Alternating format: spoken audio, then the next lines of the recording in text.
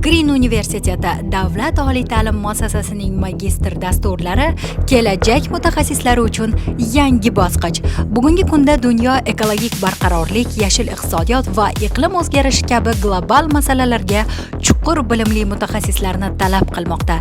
Green universitetining ana shunday talablarga javob beradigan zamonaviy magistr dasturlarini taklif etadi.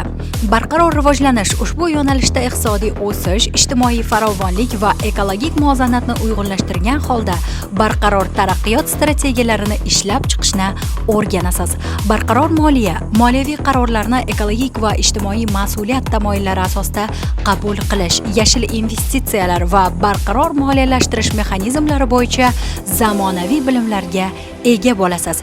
Ekologiya huquqi, atrof muhitni muhofaza qilish, tabiiy resurslardan oqilona foydalanish, milliy va xalqaro ekologik qonunchilikni amaliyotda qo'llash bo'yicha yuqori malakali mutaxassis sifatida shakllanasiz.